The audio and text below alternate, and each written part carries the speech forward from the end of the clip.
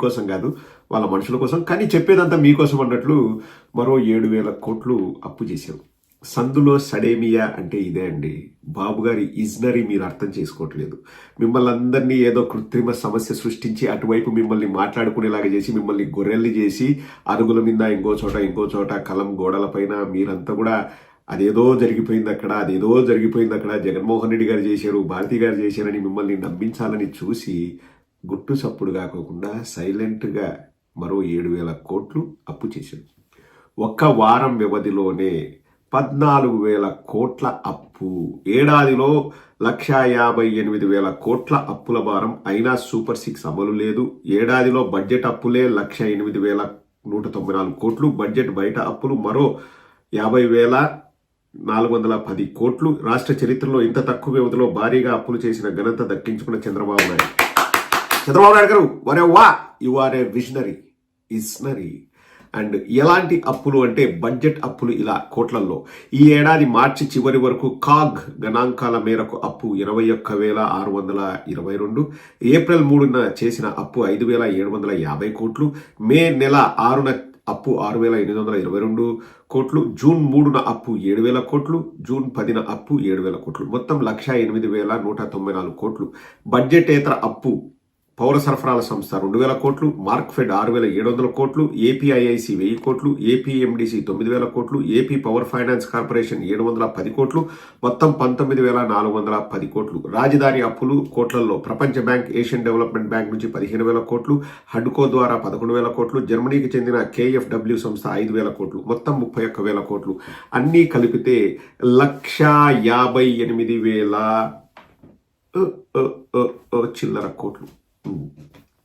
ఎంతండి? After all మీ భుజాన, మీ నెత్తిన రుద్దుతారు. ఆఫ్టర్ ఆల్ మీకు ఏమైనా వచ్చినాయా? మీరే చెప్పాలి, నేను ఎందుకు చెప్పాలి? కానీ దాన్ని కూడా ఈ సంకలు నాకే సంకరజాతి పత్రికైన ఈనాడు వాళ్ళు ఎంత అందంగా కేవలం ఎక్కడో 14వ పేజీలో చిన్న వార్త అండి, అది కూడా అద్భుతంగా, అంటే నొప్పి తగలకుండా చంద్రబాబు గొప్పతనాన్ని ఇనుమడింపజేసే విధంగా 7,000 కోట్లు సమీకరించిన ప్రభుత్వం. అంటే ఏంది? సమీకరించితే మళ్ళీ తిరిగి ఇవ్వకూడదా? సమీకరించడం అంటే ఏంటండి? ఇప్పుడు ఒక చారిటీ సంస్థకు నిధుల్ని సమీకరించుకోవడం అంటే చారిటీ సంస్థ మళ్ళీ తిరిగి ఇవ్వదు. ఇప్పుడు చంద్రబాబు నాయుడు సమీకరించినాడు అంటే అది గొప్పతనమా? మేబీ అయిండొచ్చు. చూడండి, ఈనాడు రాసుకునే చూడండి, 7,000 కోట్లు సమీకరించిన ప్రభుత్వం. అదే జగన్మోహన్ రెడ్డి గారు 1,000 కోట్లు అప్పు చేస్తే ఫ్రంట్ పేజీలో వేసుకో నా వాస్కోడి గామా అన్నట్లు రాస్తాడు. ఈనాడు అమరావతి. రాష్ట్ర ప్రభుత్వం మంగళవారం బహిరంగ మార్కెట్ వేలంలో పాల్గొని రూపీస్ 7,000 కోట్ల రుణాన్ని సమీకరించింది. బాబా మనమంతా క్లాప్స్ కొట్టాలా, చప్పట్లు కొట్టాలా? అప్పంతా మీ నెత్తినే. ఏం చేస్తున్నారు ఆ అప్పుతో అంటే 120 కోట్ల హెలికాప్టరు, విచ్చలవిడిగా తండ్రికి ఒక హెలికాప్టర్, కొడుకు ఒక హెలికాప్టర్, పవన్ కళ్యాణ్కి ఒక హెలికాప్టర్. ఎక్కేది హెలికాప్టర్లో, దిగేది హెలికాప్టర్లో. పవన్ కళ్యాణ్ ఒక స్పెషల్ ఫ్లైట్లో గన్నవరం నుంచి హైదరాబాద్ వెళ్తాడంట, నైట్ ఆడ పడుకుంటాడంట. మళ్ళీ స్పెషల్ ఫ్లైట్లో హైదరాబాద్ నుంచి గన్నవరం వస్తాడంట. అక్కడి నుంచి హెలికాప్టర్లో వాళ్ళ పార్టీ ఆఫీస్కి ఆడుకోపోతాడంట. ఇవన్నీ కూడా ప్రభుత్వ ఖజానాలోనే. మీరు గమనించాల్సింది ఏంటంటే, ఇంతకుముందు పవన్ కళ్యాణ్ స్వయంగా చెప్పాడు, నేను కారుకు ఈఎంఐలు కట్టలేక కారు అమ్మేసినని. కారుదేం కర్మ, అధికారం మనదైతే రాజు తలుచుకుంటే దెబ్బలకు కొదవా అని. అధికారం మనదైతే స్పెషల్ ఫ్లైట్లు వస్తాయి, హెలికాప్టర్లు వస్తాయి.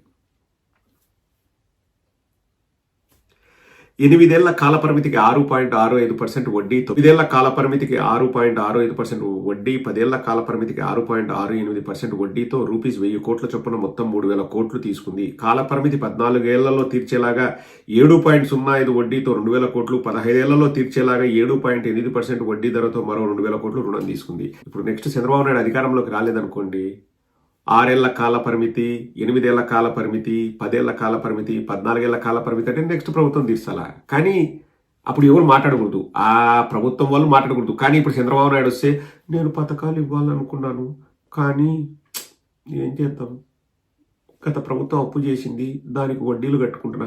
ఇప్పుడు నువ్వు మరి 3 ఏళ్ల కాల పరిమితికో 2 ఏళ్ల కాల పరిమితికో తీసుకోవచ్చు కదా చంద్రబాబు నాయుడు.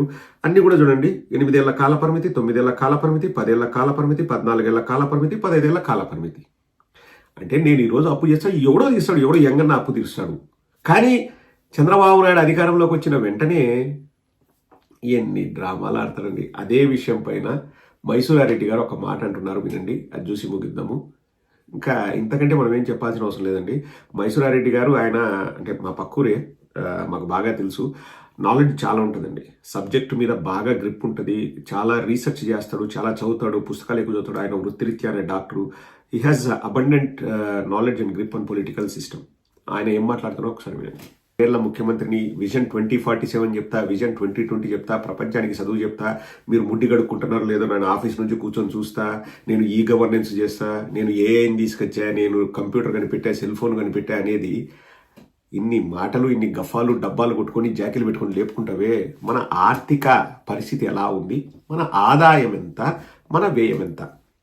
సరే డీవియేషన్ ఉండొచ్చండి, ఏ దాంట్లో స్టాండర్డ్ డీవియేషన్ అనేది ఉంటుంది. ఒక 10% అటు ఇటు డీవియేషన్ ఉండొచ్చు. కానీ ఈయన చెప్పిన పథకాలకి జగన్మోహన్ రెడ్డి గారు పవర్ పాయింట్ ప్రజెంటేషన్ చెప్పారు. పోనీ నాకు తెలియదు అనుకున్నా కానీ జగన్మోహన్ రెడ్డి గారు ఎలక్షన్ ముందు పవర్ పాయింట్ ప్రజెంటేషన్ వేసి చెప్పిన ఏకైక ముఖ్యమంత్రి జగన్మోహన్ రెడ్డి గారు. ఆదాయం ఎంతుంది, వ్యయం ఎంతుంది, కాబట్టి నేను ఏవి కొత్త పథకాలు ఇవ్వలేను. 2028 జనవరిలో ఒక 250 పెంచుతాను, ఏది పెన్షన్ 2029 జనవరిలో ఒక 250 పెన్షన్ పెంచుతాను అని చెప్పాడు. ఎందుకు? నాకు అంత వెసులుబాటు ఉంది, ఆర్థిక వ్యవస్థ నాకు క్షుణ్ణంగా తెలుసు, ఆదాయం ఎంతో వ్యయం ఎంతో నాకు తెలుసని. చంద్రబాబు నాయుడుకి అన్ని తెలుసు, కానీ ఎట్లానైనా కానీ గద్దెనెక్కాలి, ప్రజల్ని మభ్యపెట్టాలి, మోసం చేయాలి, కుక్కలకు బిస్కెట్లు వేసినట్టు ఇట్లా తమ్ముళ్ళు తమ్ముళ్ళు తమ్ముళ్ళు అన్నాడు. ఇప్పుడు మళ్ళీ పైనుంచి కిందికి అంటాడు, చేతులు టిష్కు టిష్కు టిష్కు. ఎన్ని డ్రామాలు ఆడతారు చూడండి. అది మోసం చేయడం అవునా కాదా మీరు కింద కామెంట్ సెక్షన్లో పెట్టండి. చంద్రబాబు నాకేం తెలియదు కాదు, ఎవరికైనా తెలుస్తుందండి, చిన్నపిల్లలకు కూడా తెలుస్తుంది. ఇప్పుడు రాష్ట్ర బడ్జెట్ 2 లక్షల కోట్లు, రాష్ట్ర ఆదాయం 1,60,000 కోట్లు. ఎగ్జాంపుల్ చెప్తున్నా, డెఫిసిట్ ఎంత 40,000 కోట్లు. కానీ 2 లక్షల కోట్లు రాష్ట్ర బడ్జెట్, ఏది ఈ పథకాలని కాకుండానే ఆల్రెడీ డెఫిసిట్ 40,000 కోట్లు ఉంది. ఎగ్జాంపుల్ చెప్తున్నా, అది చంద్రబాబుకేం తెలుస్తుంది. కానీ చంద్రబాబు నాయుడు చెప్పిన సూపర్ 6 అన్ని అమలు చేయాలంటే 3,50,000 కోట్లకు బడ్జెట్ను పెంచాలా. కానీ ఆదాయం 1,60,000 కోట్ల నుంచి 3,50,000 కోట్లకు పోయేది ఎప్పుడు, వచ్చేది ఎప్పుడు, సచ్చేది ఎప్పుడు? ఎన్ని సంస్థలు వచ్చి, ఎన్ని పెట్టుబడులు వచ్చి, ఎంతగా ట్యాక్సులు ప్రభుత్వానికి వచ్చినా ఎప్పుడైతే 3,50,000 కోట్ల బడ్జెట్. ఎగ్జాంపుల్ చెప్తానండి, మనది ఎప్పుడు కూడా రాష్ట్రం లోటు బడ్జెట్లోనే నడుస్తుంది. ఇంకా నాకేం తెలీదు, నేను కళ్ళు మూసుకొని ఉన్నాను, నేనేదో గ్రహాంతరవాసిని, ఆ గ్రహం నుంచి ఇప్పుడు దిగినాను అన్నట్టు మాట్లాడతాడు. ప్రతిసారి అధికారంలోకి వస్తేనే జగన్మోహన్ రెడ్డి గారు అప్పులు చేశారు, నాకు భయమేసింది. ఇప్పుడు మరి నువ్వు 8 ఏళ్ళ, 9 ఏళ్ళ, 10 ఏళ్ళ, 14 ఏళ్ళ, 15 ఏళ్ళ కాల పరిమితి అప్పులు ఎందుకు చేస్తున్నావు చంద్రబాబు? ఇంకొకటి ఎవడో కట్టాలి కదా, ఎందుకు చేస్తున్నావు? నేను 2 ఏళ్ల కాల పరిమితికి చేస్తా, 3 ఏళ్ల కాల పరిమితికి చేస్తా అని ఎందుకు చెప్పడం లేదు? డ్రామా. కేరళ ముఖ్యమంత్రిని విజన్ 2047 చెప్తా, విజన్ 2020 చెప్తా, ప్రపంచానికి చదువు చెప్తా, మీరు ముడ్డి గడుక్కుంటున్నారు లేదో నేను ఆఫీస్ నుంచి కూర్చొని చూస్తా, నేను ఈ గవర్నెన్స్ చేస్తా, నేను ఏఐని తీసుకొచ్చా, నేను కంప్యూటర్ కనిపెట్టా, సెల్ ఫోన్ కనిపెట్టా అనేది ఇన్ని మాటలు, ఇన్ని గఫాలు, డబ్బాలు కొట్టుకొని జాకీలు పెట్టుకొని లేపుకుంటావే. మన ఆర్థిక పరిస్థితి ఎలా ఉంది, మన ఆదాయం ఎంత, మన వ్యయం ఎంత. సరే డీవియేషన్ ఉండొచ్చండి, ఏ దాంట్లో స్టాండర్డ్ డీవియేషన్ అనేది ఉంటుంది. ఒక 10% అటు ఇటు డీవియేషన్ ఉండొచ్చు. కానీ ఈయన చెప్పిన పథకాలకి జగన్మోహన్ రెడ్డి గారు పవర్ పాయింట్ ప్రజెంటేషన్ చెప్పారు. పోనీ నాకు తెలియదు అనుకున్నా కానీ జగన్మోహన్ రెడ్డి గారు ఎలక్షన్ ముందు పవర్ పాయింట్ ప్రజెంటేషన్ వేసి చెప్పిన ఏకైక ముఖ్యమంత్రి జగన్మోహన్ రెడ్డి గారు. ఆదాయం ఎంతుంది, వ్యయం ఎంతుంది, కాబట్టి నేను ఏవి కొత్త పథకాలు ఇవ్వలేను. 2028 జనవరిలో ఒక 250 పెంచుతాను, ఏది పెన్షన్ 2029 జనవరిలో ఒక 250 పెన్షన్ పెంచుతాను అని చెప్పాడు. ఎందుకు?